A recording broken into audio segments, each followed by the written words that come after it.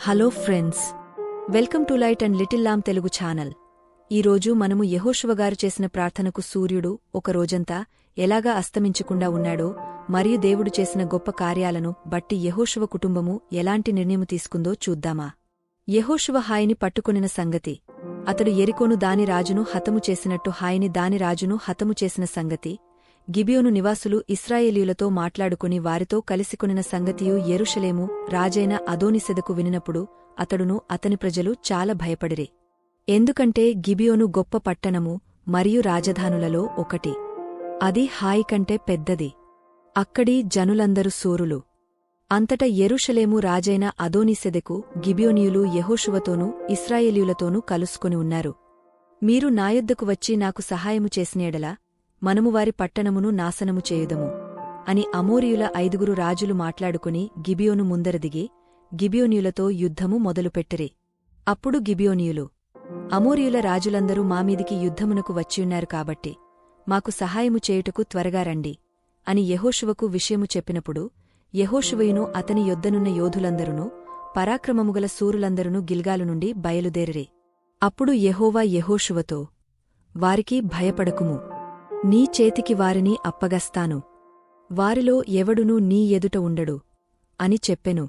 అప్పుడు యెహోవా ఇశ్రాయేలీయుల ఎదుట వారిని భయపెట్టగా యెహోషువ గిబియోను నెదుట మహాఘోరముగా వారిని హతము చేసెను. మరియు వారు ఇశ్రాయేలీయుల ఎదుట నుండి పారిపోవుచుండగా యెహోవా ఆకాశము నుండి గొప్ప వడగండ్లను వారిమీద పడవేసెను. గనుక వారు చనిపోయరి. ఇశ్రాయేలీయులు యుద్ధము చేసి చంపిన వారికంటే ఆ వడగండ్లచేత చచ్చినవారు ఎక్కువ మంది ఉన్నారు. యెహోవా ఇశ్రాయేలీయుల ఎదుట అమోరీయులను అప్పగించిన దినమున ఇశ్రాయేలీయులు వినుచుండగా యెహోషువ యెహోవాకు ప్రార్థన చేసెను. సూర్యుడా, నీవు గిబియోనులో నిలువుము. చంద్రుడా, నీవు అయ్యాలోనూ లోయలో నిలువుము. జనులు తమ శత్రువులమీద పగతీర్చుకొను వరకు సూర్యుడు నిలిచెను, చంద్రుడు ఆగెను. సూర్యుడు ఆకాశమధ్యమున నిలిచి ఇంచుమించు ఒక రోజంతా అస్తమింపలేదు. ఆ రోజు యెహోవా ఇశ్రాయేలీయుల తరపున యుద్ధము చేసెను. గనుక యెహోషువ మరియు ఇశ్రాయేలీయులు యుద్ధమును గెలిచిరి. యెహోషువగారు తన చివరి దశలో ఇశ్రాయేలు గోత్రముల నాయకులను, పెద్దలను, న్యాయాధిపతులను, అధికారులను షెకెములోనికి పిలవబడ్డారు. వారందరూ వచ్చి దేవుని సన్నిధిలో నిలిచారు.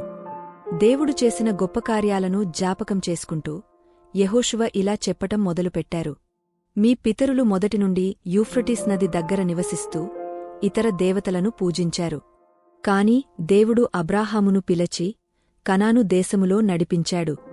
ఇస్సాకు, యాకోబు, ఏశావులకు దేశాలను ఇచ్చాడు.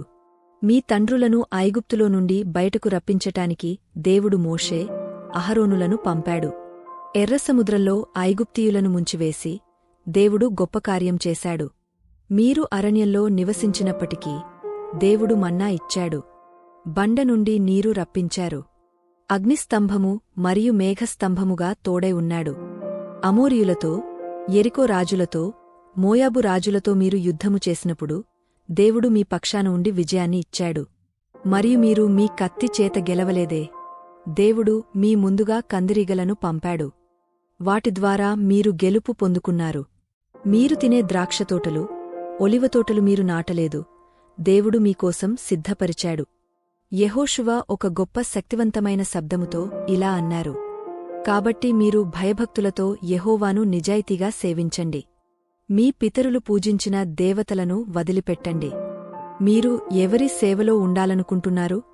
నది దగ్గరవారు పూజించిన దేవతలానా? లేక మీరు నివసిస్తున్న దేశపు అమోరీయుల దేవతలానా? కాని నేనును నా ఇంటివారును యెహోవాను సేవించుదుము. చూశారు కదా, యెహోషువగారు చేసిన ప్రార్థనకు దేవుడు ఇచ్చిన సమాధానము. ప్రార్థన చేస్తే జవాబు ఇచ్చే దేవుడిని మనం సేవిస్తున్నాము.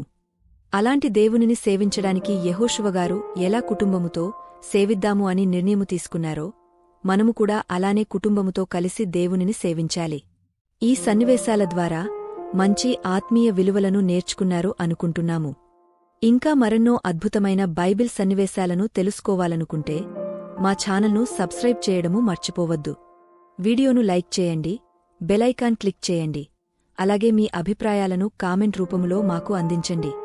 ఈ వీడియోస్ని మీ ఫ్రెండ్స్ మరియు ఫ్యామిలీ మెంబర్స్కి షేర్ చేయండి.